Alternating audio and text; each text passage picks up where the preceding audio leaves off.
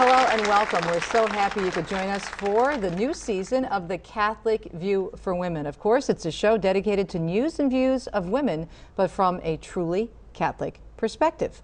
I'm Teresa Tomeo, one of the co-hosts here of this fabulous program on EWTN. I also host the daily Catholic morning program on EWTN radio called Catholic Connection. To my right is one of my co-hosts, as I mentioned, Astrid Bena-Gutierrez. She is with the Los Angeles Pregnancy Services and Hispanics for Life. Good to see you again, girlfriend. Great to be back on set. And of course, Janet Marana, who is the Executive Director of Priests for Life and also the co-founder of the Silent No More awareness campaign. Here we are, ladies. Season 3. We're back again. Very exciting stuff. And you know, we have to thank all the women who have been emailing us when they watch the program. We have lots of men. We have some men. I mean, we've even gotten emails from some people in Africa, over in Europe. I mean, they're watching the program, and we took their input, all these suggestions. Remember, like we kind of said, okay, what are the 10 or 12 most popular?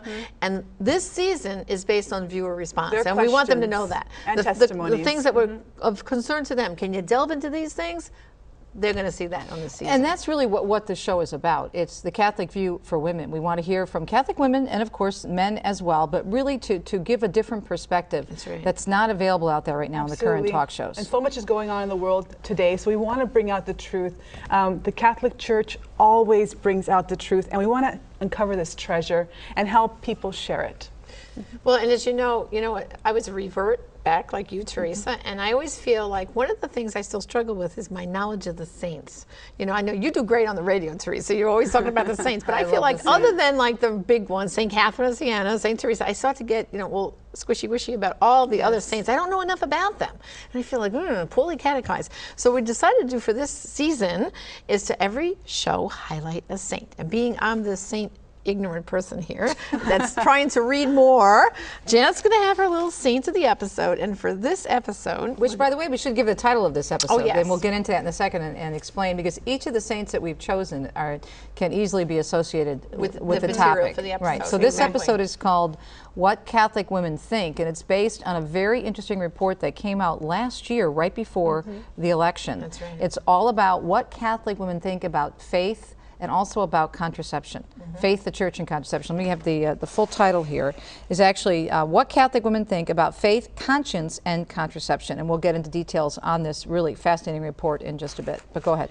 Okay, so the first saint we're going to deal with is St. Teresa Benedicta of the Cross, and her feast day is August the 9th. And we chose her because she was a philosopher and a teacher and was very outspoken in her support of the church. And I think that's what we're going to delve into here, because women, if you know the faith, you're going to speak up for the faith. And it's those who don't know it, they criticize the church. Right. So St. Teresa Benedicta is our model, and here's just a little bit about her. Her name was Edith Stein, and she was born in Poland in 1891 into a Jewish-German family. Although raised in the Jewish tradition, at 14, Edith declared herself an atheist. She studied philosophy with fine results and was drawn to the Catholic faith, and she converted and received baptism in 1922. Her career as a teacher was interrupted by the racist Nuremberg laws, and she entered the Carmelite convent of Cologne, taking the name of Teresa Benedicta of the Cross. And in 1942, she was deported to the extermination camp of Auschwitz, where she died in a gas chamber. She was canonized in 1998. She is depicted in her Carmelite habit, and she's known as the patron saint of Europe since 1999, along with St. Bridget of Sweden and Catherine of Siena. And of course, the name Teresa is of Greek and German origin, which means huntress, and another meaning is strong and a strong woman. That's how I spell my name, T-E-R-E-S-A. And it also has to do with harvesting. It means a harvester too, which makes a lot of sense if you think of St. Edith Stein or Teresa Benedicta.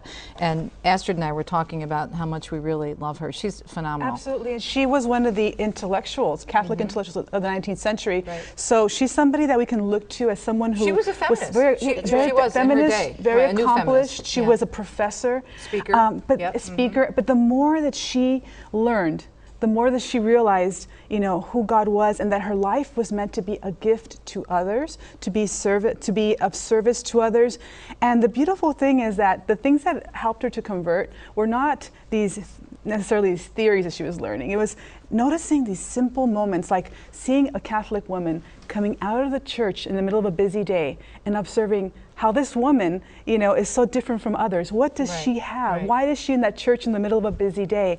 And then reading the life of Teresa of That Avila. actually changed her life. Exactly. She read her autobiography and said, "This is truth." This is and truth. that's I love that sentence. This is truth, and then that led to her And of course, conversion. women who watch the show, they say like, well, how do I convince, especially we're going to talk about contraception in the show. We know that's a hot button issue, right? So how do I talk to friends I know that are contracepting? Well, you need to pray to Saint Teresa Benedicta of the Cross, because she learned how to be outspoken. And if you want that gift of how to get someone to move in the right direction with the church's teaching, we take her and pray for her and ask for her intercession help. If you think about the saints, and I think sometimes, and I think the reason that I'm into them so much is because when I finally came back to my Catholic faith, I started looking for people to whom I could relate, and so I started doing a little bit of studying, and now I'm just crazy about the saints. But if you think about what the church gives us, and sometimes we tend to look at the saints as people like in far off places who lived centuries ago, and that they can't relate to us. But they truly can. And St. Teresa Benedicta, we're also going to be talking about St. Gianna Beretta in another episode. There's a lot of saints that actually lived at St. Teresa of Lisieux, of course, was late 1800s, early 1900s. So a lot of them are actually very close to us in terms of the time span. So they're not so far off. Now, there are plenty that we can still relate to that are centuries before us. But if you look at Poland, if you look at St. Teresa Benedicta, John Paul II, St. Maximilian Kolbe, St. Faustina, all from that country, all about the same time, coming forward, but they didn't know each other. But think of the wealth of holiness that was brought out of that century in that one country with these saints. And the deeper we dig into the life of someone like St. Teresa of Benedict of the Cross, Edith Stein, we realize that at some point they realized, you know, I can't do this with my own powers. I have to rely on God. If I want to convince others, it's not going to be being a very clever debater. It's got to be about my prayer life. It's got to be about letting the Holy Spirit take over and being completely abandoned to Him. So that's the ultimate lesson, I think, with the saints, is just the ultimate abandonment and letting God completely take over, like St. Paul says. It's no longer that I live, but Christ lives in me. But I also think, Astrid, that's a great point in terms of what we're going to be talking about in this episode, in terms of what Catholic women think about faith, conscience, and contraception, because it is a very, very deep concept, and it's a big picture concept in terms of understanding why the church teaches what she teaches us about contraception. And her saying about St. Teresa of Avila, this is truth. This is also truth, the church teaching. And Janet and I know, because we were, you know, we always talk about us being the bad girls gone good, thanks be to God. And for many years, my husband and I contracepted, and it wasn't until after we came back to the church, had a reversion, went to confession. And it's interesting the way our relationship changed when we finally accepted the truth of what the church teaches about this and why the church teaches And it. you know, the survey, Teresa, is very important, because what they did was they took women who are attending Mass at least on Sunday, you know, frequently, not daily communicants, but at least on Sunday, and then asked their different opinions about the church's teaching. And surprisingly, how many of them did not know the church's real teaching on contraception. Absolutely. But they're open to it. That's what's interesting about this study. They respect the church in terms of the women who are practicing Catholics, even if they don't practice contraception the way the church teaches it, or the NFP. They are open to hearing what the church has to say, which I think is significant. Very fascinating. significant. Actually, what was really amazing for me, this finding, 33% of the women surveyed did not know that the church is against contraception. They thought it was okay. 33%. So so yes, it is disheartening in some ways, but then it is also challenging, and it's also a possibility that if we catechize well, we can reach these women. And 44% said that they didn't believe it, but they were open to hearing more. So this is something that we have to look at and say, what can we do? How can we share? We have to take a break. When we come back, Janet will talk more about this and Astrid, but also we have two very, I think, compelling clips I think that people are really going to enjoy. One is with a woman who's much like us. Her name is Cindy, and she's with a program in Michigan called Good Girl Comeback, and she teaches NFP, and she also works within this ministry to help women overcome body image issues and really embrace their Catholic identity. And we're going to hear from her. She did a turnaround. Right, she did a turnaround on it. And then we're also going to hear from a young woman from Great Britain who is speaking out for her homeland. She's originally from Nigeria. She now lives and works in Great Britain, and she's speaking out globally against this push for contraception. Thanks for tuning in. This is the brand new season of The Catholic View for Women. I'm Teresa Tomeo. Astrid and Janet and I will be right back after this break.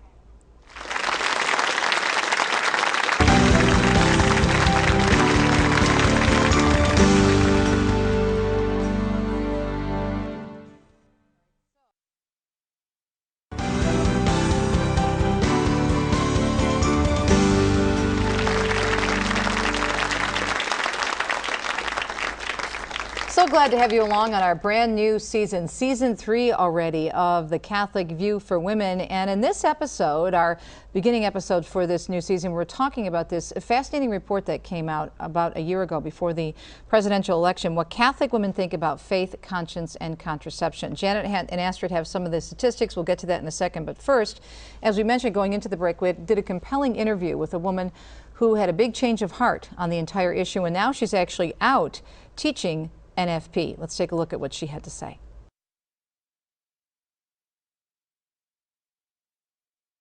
Well, natural family planning, I got into first about 15 years ago. I had fallen away from the church, and my husband and I were getting married in the Catholic Church by the grace of God because our parents wanted us to. And at our marriage prep, we heard about natural family planning, and I thought, oh yeah, what do a bunch of men, celibate men no less, know about sexuality? And I didn't think there was anything to it. And I thought I knew exactly what the church taught, which is don't do it. And so I was intrigued by the message this particular person presented because she talked about natural family planning as natural, and that I was interested in. And so I convinced my husband to go to the class, and at the class they went more into the church's teaching, and I was blown away by what I thought I knew about the church's teaching was completely wrong. And I started to look into it and ended up falling in love with the church's teaching. It's ultimately what reconverted me back to the faith, strangely, when it drives many people away. And my husband and I became teachers of natural family planning not long after that. We used it ourselves to avoid pregnancy and then to achieve pregnancy and then to avoid a pregnancy again after that.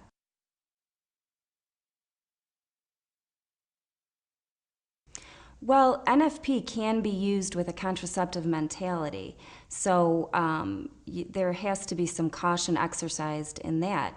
But the difference is that God created the act of intercourse, of marital love, of sex, to be two things together, the bonding and the babies. So when you take either of those out of the picture, then you are basically taking what God created and saying, you know, God, I have a better idea. So it also erodes the marriage when you take one of those out of the picture. So what contraception does is it takes the babies out of the picture, and that's the whole contraceptive mentality, is separating babies and sex. And then once you take that out of it, it can erode the marriage, and it doesn't keep God's creation intact. If we have attractive examples, not necessarily physically attractive, but somebody who's living the message attractively and with joy, because ultimately that's what it brings you, is that deep joy of following God's plan. If those kind of people can give the message, I think people are interested, and I think they'll listen, and the seeds will be planted and will bloom into beautiful things. So that message makes me very excited. And the other exciting thing about it is that the younger women who are active Catholics and participating in the sacraments were right there, very interested in the church's teaching and open to it. And that's where, again, the Good Girl Comeback comes in and talking about this message of faith, strong faith, and staying pure and making good choices. And actually, Chelsea and I do a talk to high school seniors about NFP and tying in the abstinence before marriage and how that leads into natural family planning in marriage and the beauty of that and how that can be so fulfilling in a marriage. And ladies, I think this is an example of exactly what this report is talking about, that once they hear the teachings, that they're open to it. It's so beautiful. Yeah. That is the truth. And you know, you want to know why don't they know? Well, the survey said 72% of those women said they get their information from the homily, you know, in Mass. And so here's where we have to have a little correction here for our priests who don't preach enough about contraception or abortion and those issues that concern women. Well, 72% of them are paying attention to them as the #1 source for their catechesis. And we're not using it, and we're And not taking using advantage of that. We're not evangelizing that. So clergy, do not be afraid to preach about contraception because the women are saying they're waiting to hear from you. They're It's waiting. interesting when you think about, now that I'm married to a newly ordained deacon, the training they go through in homiletics. I know that just from being with my husband and you know, looking at his papers and whatnot. I know a lot of the emphasis on homiletics is always based on preaching about the gospel. So, you know, to give in deference to our priests, maybe sometimes they're thinking, well, I have to preach on this particular gospel versus a particular contemporary topic, but there's always room to tie it in But you know what? somehow. And- The Feast of the Holy Family, Right. so many things that Well, can, not only that, at Priests for Life, we have information. We actually have a brochure on preaching on contraception, preaching on abortion, and we have homily hints that we send out every week via email for them. So basically, That you're saying talk- there's no excuse. There's Exactly. no excuse. Exactly. You know, We need to hear about it. Well, contact us. We'll let's help go them. to another clip, and this one I'm very excited about. Janet, we caught up with our new friend Uju Ikiocho, Yeah. and I'm glad you could say her name, Teresa. I'm learning. It's a beautiful African name, and her first name is much longer than Uju, but that's what she's called by her friends because it's a long and distinctive name. But I met her over the internet and finally in person in Rome when Jan and I were there for a pilgrimage with Priests for Life, and we pulled her aside to do an interview. Her story is so interesting because she is a devout Catholic raised in Nigeria, working in the medical field now in Great Britain, and was very, very upset when she heard about Bill Gates' wife, Melinda Gates, who also is Catholic, and her push and her dream of just spreading contraception all over the world. This is the answer to prayer. Well, especially she got upset because of her homeland, Nigeria. Right, and Africa, which is such a Catholic continent, and so many seminarians and just so Catholic. So she wrote an open letter to Melinda Gates. She sent the letter to me. I read it on the air. It took on a life of its own. And she recently had her own, she actually organized it with the bishops in Nigeria, her own pro-life conference, raising the issues about contraception and standing up against it. But we caught up with her in Rome for the pro-life event there, and here's what she had to say about contraception and what she sees it doing, not only to her country, but to women in society around the world. Well, I had seen the interview that she had on CNN, and it shocked me because of the boldness of the untruth she was presenting about Africa. So I had to write it. All I could think about were all my sisters and aunties and, you know, friends in Nigeria who she was supposedly presenting and representing, and I had to respond. I had to say no. She had said that she met women in Nairobi in Kenya who wanted contraceptives, but that didn't sound like the African woman. You know, that I grew up in Africa all those years, and I just started writing to say no, don't do this. But at first it started off as reasons. Just, it wasn't supposed to be an article. It wasn't supposed to be an open letter. All I wanted to do was just to write the kind of effect how contraception was going to bring to my people, and just some of the things that were diametrically opposed to our cultural heritage as Africans. So I had to write it, and it started as with a few lines, and then it grew and it got bigger and bigger and bigger, and I just kept writing. 5 hours down the line, it had become an open letter, and I didn't know what to do with it. I thought, well, if I send this to Gates Foundation, surely they'll throw it out through the window. I will send it to someone who will care to at least read it. And then I went to your website, and I sent it to the email address that was there, and you took it out and launched it boldly to the world. So all I wanted, as I said, was just to show it to somebody. And the day I sent it honestly to you, all I thought you were going to do with it was to have the points and to have the facts that really Africans are not asking and scrambling and scraping for contraception. That was all.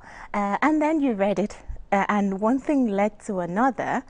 and you know the rest has it just became a domino effect that I would say God started off with you, and now it's gone so far, it's gone beyond me, and it's all the better because now I know really has nothing much to do with me. All I just did was to write the letter. Well, with what has happened to me, surely anybody, you know, God can use anybody.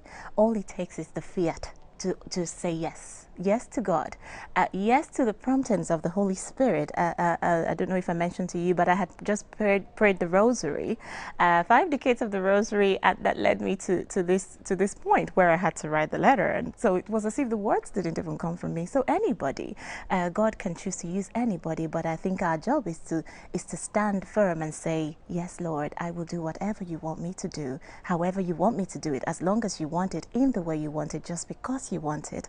So that is the story of me and the open letter. I've just come back from Nigeria, where we had a massive conference for life, which is really a first of its kind, at least in this part of Nigeria. And while I was there, a lot of people were asking, we need to do this more often. We need to do this more often. So I'm hoping that if God has chosen to use me in this way, maybe I will have to face Africa a bit more closely to serve the gospel of life among my people and bring the gospel of life and the message of life to my people, especially in this age and time when it's obvious that on the international stage, there are definitely people who are real proponents of the culture of death, specifically directed towards Africans. So I'm hoping that God will use my little life. So I think when we hear from someone like Uju, and then we look at the negative impact contraception has, it really, I think, compels all of us. And we were chatting before we were here on the air on the show, how we want our priests to preach it, but those of us who have come full circle, Janet, like the two of us, Well, we have to be able to put it forth. We can't just say the priests don't preach about it. Although with Hispanics, I got to say, they really do listen when a priest shares something in the homily. They do. But at the same time, we can't look and say, well, they didn't share, so that's the reason why it's a problem. All of us, especially those with testimonies, have more of a reason to say, I've got to get this information out. Just like somebody who has found the faith and is just willing to share the apologetics and everything. Well, in the same way, these teachings like contraception, and now that we have so much information,